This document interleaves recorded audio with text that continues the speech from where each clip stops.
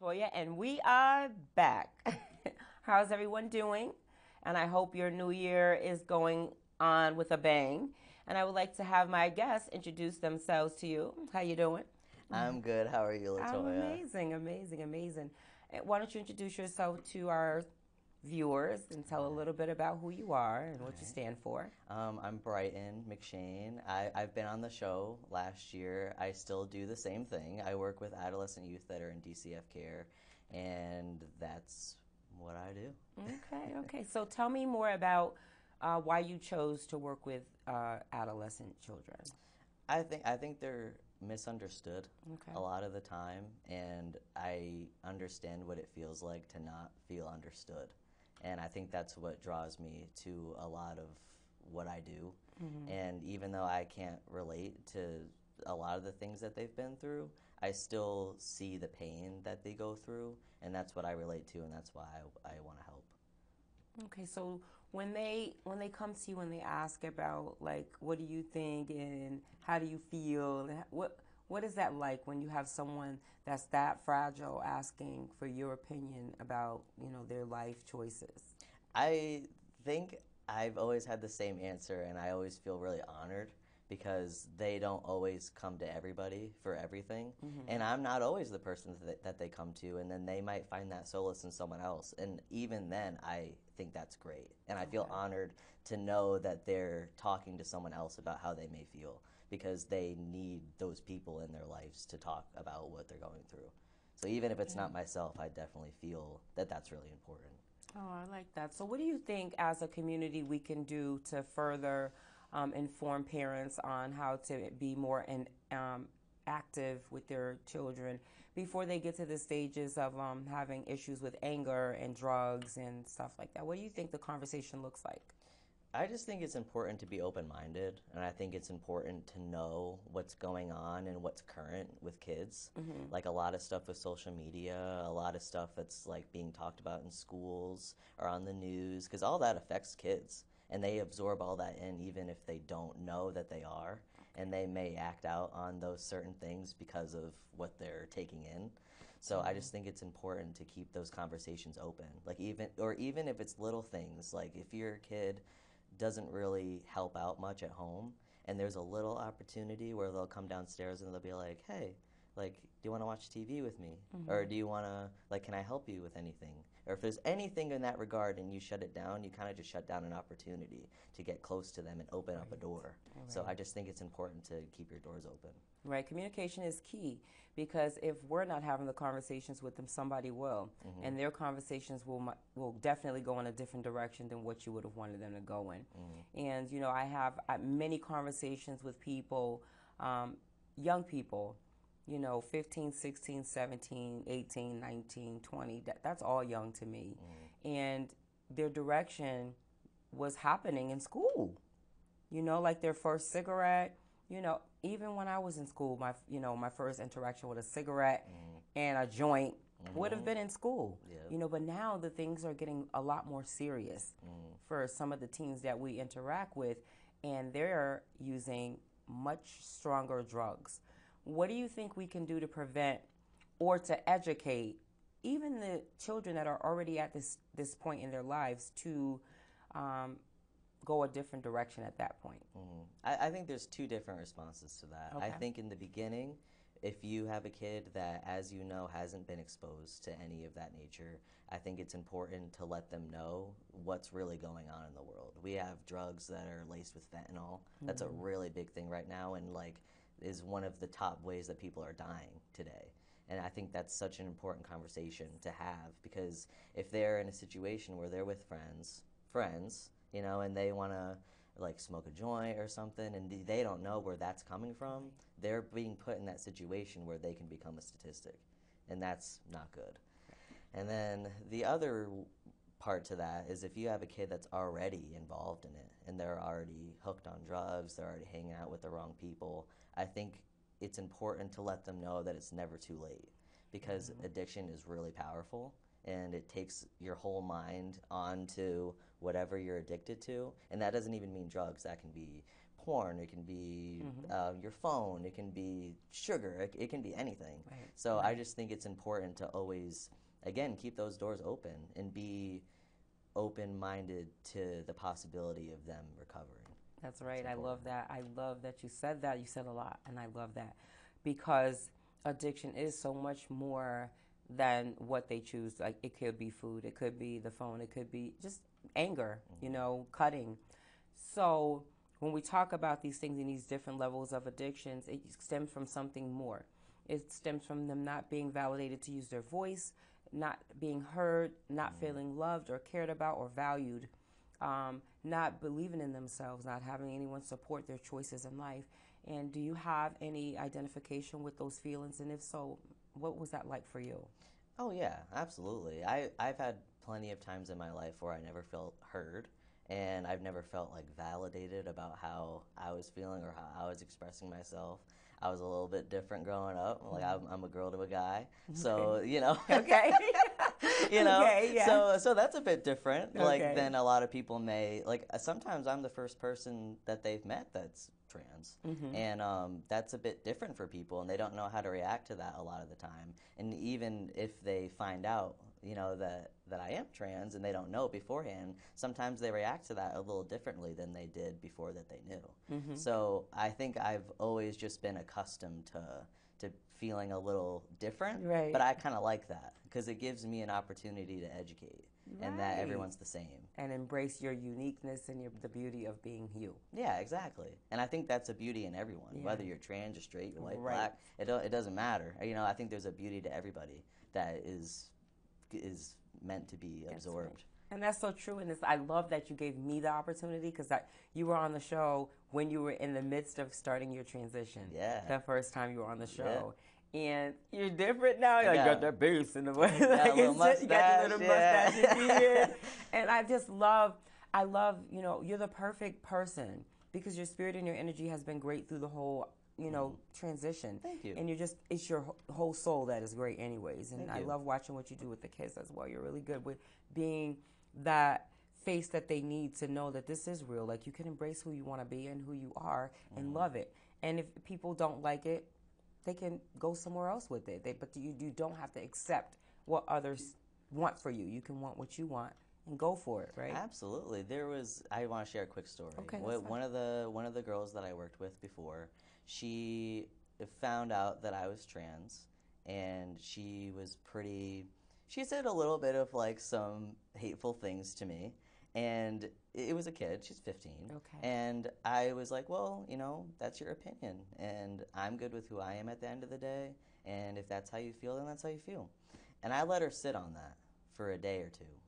And about 2 days later, she came up to me, and I'm doing dishes, and she's standing there talking to me, and she's like, my old foster parent was trans, and they were really mean to me. And so that hate that she spewed onto me came from pain.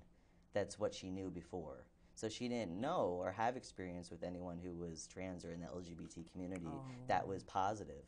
So I opened that door for her, and I'm like, I'm really sorry that happened to you, but not everyone's like that. And like, I'm here to show you that, I'm a good person. Right. Like, I'm not going to hurt you. So, and then we ended up having like a really positive relationship after that. So again, like, opening the doors, just keeping them open. You don't want to shut it because you don't know what they've experienced. And just that one statement you gave goes for so many different things. Like you said, it's about being who the person you are. Because it's the same with black people or white people. When people say, oh, I don't like this race of people because this one thing happened, that's just not okay. You're going to close the door on a whole lot of great relationships you could have based on an interaction that you may have had with one person. Because you certainly didn't have an interaction with a whole race of people or, a whole group of people. It just doesn't work that way. So when you gave that example, it's another statement that says, I am who I am, I embrace it, I love who I am. So what does the conversation look like with yourself, with your inner self, when you finally say, love who you are? What does that conversation look like? It took a long time. It took a lot of therapy. It took a lot of almost spirituality. I love to sit out in nature, and I like to go out for walks and like sit by the water. And I think it's about realizing that we're so small, because I think we make things so much bigger than what they are. And when you really think about the world and how big it is, and we have outer space, and we are just these tiny, like not even like a grain of sand in the whole universe. And we're making what we are so big and so like weighing us down forever. And I think I get relief when I think about the fact that I am nothing. You know what I mean? Right. And like I think it gives me the power to just love what I can do and not feel so much heaviness about what I can't do. I love that. I am one of those people who live in the moment. I actually love the moment. I don't want to miss any moments. And I too love to surrender. I love to surrender because it means that the world isn't mine, so why am I holding it on my shoulders? It's not mine. Exactly. It's extra heavy, and I'm already trying to lose weight. So why would I want extra weight? You know what I'm saying? Like, come on. So I love the fact that I can surrender and say, it's not even mine. There's nothing I can even do with this. You know, as a woman in recovery, I will be celebrating almost 11 years in June, God willing. Awesome. And I learned that through doing the work on myself, that I'm only responsible for my moment, my day. You know, and if I am responsible for my moment and I don't project into tomorrow, next week, and obsess and compose over, you know, obsessive and compulsive behaviors, keep them at bay. Yes. I know how to willingly surrender. And it feels so good to be able to do that. Absolutely. It feels good to be able to do that. And it takes time to learn. It's not easy.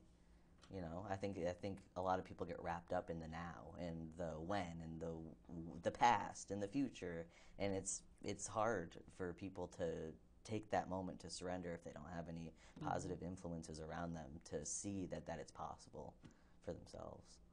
So let me ask you this. So what is it that you do for like self-care when it comes to, you know, taking care of you emotionally, spiritually, mentally? What is something that is your go-to? I think lately I've been painting. That has been a really big thing that I've been doing lately. It used to be the gym. It's not so much anymore. I got to get back to that. But definitely, when I do get the opportunity, I do like to take walks, and the painting has been really helpful. And music is always a big one. I love listening to music, playing music, sharing music. Like I like teaching people about music and singing and all that. It's such a release to me. I think because I think music has been a part of humans for so long, and it's funny how I can start the day in a bad mood, and then I can listen to music. You in a bad mood. I can't even imagine that. I really can't even imagine that. Well, and then I come in a good mood because I listen to some music. Okay, right. So you don't see that part. Surrender. That's the surrender part. Turn it over. Exactly. Yeah. Take something else and have it control me for a moment, and then I'll be good. All right. So tell me this. So if you could change anything about our community and its needs, what would it be? I think that's a tough one because I think there's just so much that needs to change. I think a lot of it is generational. I think we're at a point in society where we have a big range of history that has happened between so many generations. Like we have boomers, we have Gen X, we have Gen Z, we got like millennials. We have so many perspectives on life and so much history that's happened in between. And I think it's all about finding that common ground between all of those generations and about the different viewpoints that they may have. An older generation may view young kids right now that are doing drugs and that are involved in all sorts of stuff, and they're like, why is this happening? Like, it's on the kid. And there's so many other influences that aren't just on the kid. It's social media. It's such a huge thing right now with people that are like using Snapchat like to deal drugs, and there's so much like sex trafficking. That's huge right now. Yes. And the older generation doesn't get that all the time because that's not what they grew up with. Right. They didn't grow up with the impact of social media and the impact of the internet. and they don't even understand where a lot of that stuff is coming from. So it's not their fault for the perspective that they have, because that's what they grew up on. Right. And then it's not kids' fault for viewing the older person's perspective how they view it, because they don't have that perspective yet. Right. So it's all about, it's kind of like we're all looking at each other through mirrors, and we're not really looking at the real person, almost, if that makes sense. And we got to take out those mirrors, and we got to really find that common ground where we're going to see each other, and we're going to figure out really it's called, and in my recovery world, I call that the representative. The person, you have not even met the real person yet, because the representative is speaking for them. Yes. So it's like that best behavior person, like when you're on a first date and you're like, oh, you pulled out my chair, all those flowers. And then like 2 years later, they're like, pull out your own chair. You know? Yeah, exactly. So the real person comes out, right? Yep. So it's like, I know what you mean when you say like the smoking mirrors, like who are you really getting? And then you have the internet that puts out all of these things that are glamorous to the eyes, and, you know, for a person or a young person that feels already low self-esteem and not feeling loved or empowered or just feeling like they have a place in this world, there's a lot of people out there willing to force feed them bullshit, honestly. Absolutely. It's not even real. And that's what leads our young people to have issues with stuff like fentanyl, self-hate, cutting, just all of these things, because they don't feel that they can talk at home. Exactly. You know, is there something that we can do to educate our community more? I think it's about being open and honest about the issues that are really going on. I think the fentanyl thing, I think, has been shed a big light on recently, which is good, because that's a really big thing that's going on. Again, I think sex trafficking is really big. And I think just right now, like, people are really starting to pull the veil on what's really happening with youth, especially with kids that, like, younger than 13 to, I mean, it can be up to adults, too, that are getting into this. And I think it's important to be educated on what the statistics are and how it can happen and when it happens, who's the targets. You know, I think all of those are so important, so that we can be more aware of like when you see something, say something. Right. But you need to know what you're seeing right. to Exactly. say something. Exactly. You know, because we can be seeing a lot of things and not know that we need to say something. Right. So I think it's just the education of it that is so important. It's very important, because you definitely also don't want to put yourself in an unsafe position. Absolutely. Either. Yeah. So it's like that is a huge thing to do with the sex trafficking, like you talked about, and the drugs, and we see a lot of it, you know, and even in the community, in the recovery community, I mean, there's so much information that gets lost even in the transition, because each individual person is going to have a different road of recovery. You know, each individual person is going to have a different alignment of people that they're going to trust, if they ever trust anyone, right?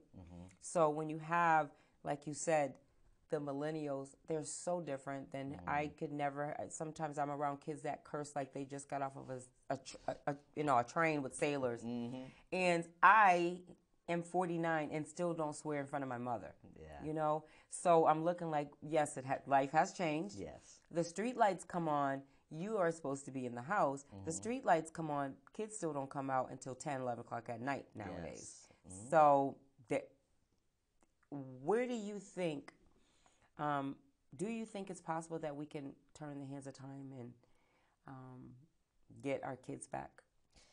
I think it's always possible. I think certain things go through cycles, and, you know, over the past 60, 70 years, like you said, we seen the older generation, they come in when, you know, they ring the little dinner bell, grandma's ringing the dinner bell, and they come in, and then that's when they come in. Right. And now, you know, the street lights come on, now the kids are ringing their little bells, and they're going out. Right. And it's like, oh. It's so true. That is so true. So I think the main thing is the social media, because that's where kids are today. Like, that's where everything is being given to them. That's where all their information is being led. And I think if there's some way to almost give in information to what they may be seeing, then it would help them. But it's so difficult to maintain that. And internet is still so new. Right. It's only the past like 30 years that we have had internet. And I think there still needs to be ways to help monitor and maintain what younger people are really seeing. You're seeing a lot. Yeah. I think that the humans are giving birth and the computer is raising them. Yes. Yeah. And that's so scary. Yeah, it's right, but it is the truth. Yes. The parents are creating the children. Mothers are giving birth, and the cell phones are raising our kids. Even though that's not the way we would want things to go, it is what's happening. It is what's happening. You know, like even myself, I find myself on my phone way too much sometimes. Not on inappropriate things. I could just be on a game or, you know, just on my phone. And I think we were talking about this with the maps. Yes. You know, when I grew up, you needed a map. Yes. A big map that you had to stop your car and like lay it across the thing. My dad used to like lay the map out in the car and be like, this is over here in Southwest. Yeah, and draw on it, right. And right where you're going. Right, and right over here at this McDonald's, we take a right over here and then we look for. Now it's like, take me to such and such. And if I leave my phone at home, I would stop what I'm doing and go back and get my phone. Is that crazy or what? I brought in a map one day at work, and I had the world map, and I was pointing at all the continents for the kids, and I'm like, you know, what's this continent? And they didn't know. And I'm like, you deserve to know where you are in the world. I love that you said you deserve to know. Yes. Like you deserve to know that we are in Connecticut. Right. And where that is. Right. And where you want to go and like where you've been. And, you know, I think that's so important. Right. Because if you want to make plans to go to certain places, you want to know where you need to go, right? You don't want to always have to put it in a map or on your phone, because what if that phone breaks? And then you really don't know where you're going to go. Exactly. Yeah. They don't know their emergency numbers by heart. Yes. And that's another thing. Like when we were taught in school, we were taught how to tell time off of a tick-tock clock. A clock that goes, you know. Yeah. And the kids today, some of them don't even know how to read that. Some of them don't know how to read that. It's digital now, you know. So a lot of these things like are grooming our kids, and it's kind of how do we take that back and regain control over at least the relationship, you know. And control is probably not the right word, because that's not, you know, what I'm saying. But I'm saying like regain that connection to our children, you know. And I am saying control. We do want control. We want the right to be able to raise our kids over social media. Absolutely. You know, so, and that balance has been long weighed in that direction for, like you said, for 30 years. So we have 30 years of children who will never know it the way that we had it. Yeah. I was in those 30 I years. Know. I know. Yeah. Thank God that you had a gram that was like, that's you true. gotta learn. Yeah. You gotta learn. Very true. Yeah, so I learned a little bit more old school, I guess. Right. I mean, which I'm very grateful for, because I definitely feel like I have a bit of that insight as to, like, just to be appreciative of what I can do without technology. You know, I think that's, everyone is so reliant on it. And I just think it's important to sit down and have conversations with people, like, and not on the phone, and do the dishwasher and do dishes like by hand. Like, you know, I just think those things are important. They are important. Yeah. Do you make it a point to put your phone away and stuff when you're out with your girlfriend? I'm like never on my phone with my girlfriend. Is she off her phone too? Yeah. Okay. And no phone zone? Yeah, no phone zone. Because she's really the only one I'm talking to on my phone anyway. So when I'm with her, like, we don't really have our phones on. That's great. Yeah. I mean, I'll go like a day without checking it. Which, you know, I should check it for, like, my gram, or, like, for my mom if they're going to text me. Because sometimes they're like, where are you at? And I'm like, oh, I'm sorry. Like, I haven't been on my phone. So I definitely do make it a point, even when I'm not with my girlfriend. Like, I make it a point to disconnect from myself. Right. Like if I'm painting, or if I want to just listen to music or whatnot. I just think it's important to disconnect, because all of us are people, you know, whether we're in a relationship or or if we're in like a family dynamic, like we deserve to have that time for ourselves because we're all individuals. That's right. So Self-care time. absolutely. Yeah, I call it no human contact moments. I really think it's important that we do that. We take care of the things that we need for ourselves emotionally, especially when we're in the field of helping people, because otherwise you're depleted and you're giving away emptiness, and you have nothing left for yourself, and that's important to be able to reboot and take care of you. So I know that you start your day off in your self-care is like music and art and painting. So what is it that you like to do when you go out, like on your personal time? Is there some place you really like to go that's just for the two of you, or? We go out to eat. Yeah, that's kind of our thing. Okay. We go out to eat. We like to spend like a lot of quality time together too. Like we'll just like sit and watch a movie, or we may even just do homework together because both of us are in college. So just having that time where we're together, but we're not together. We're kind of doing our own thing, but just in the same room. I think like we feel productive doing so because we're again getting our stuff done for ourselves, and then at the same time we're having time together. So it's kind of like a 2-for-1. Yeah, a twofer. Yeah, a twofer. Yeah, twofer. yeah. I love it. So those are definitely a lot of the things that we like to do together, and that's what works for us. And everyone works different. You know, right. I think every relationship and dynamic has its own things that works for them, and it's important to find those things and make sure it works. I love that. Yeah. So we got a couple of minutes left, and I just want to ask you, so in the transition as a transgender, tell me what it feels like to have made that decision for yourself. Awesome.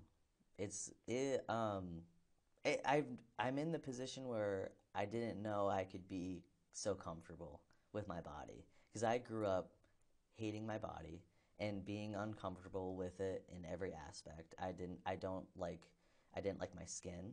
I grew up with like I wouldn't wear t-shirts past like my forearm. Like I would have to wear them right here.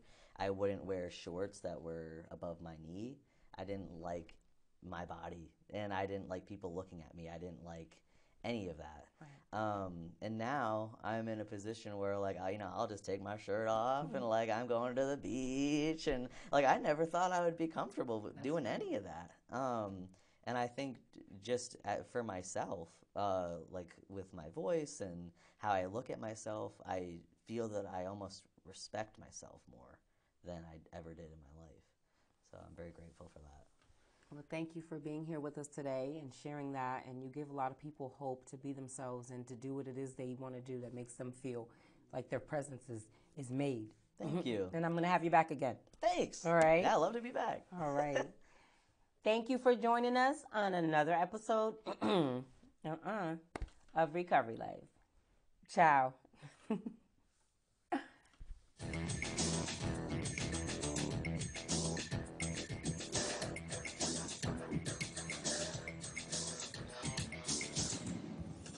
the beat to the street.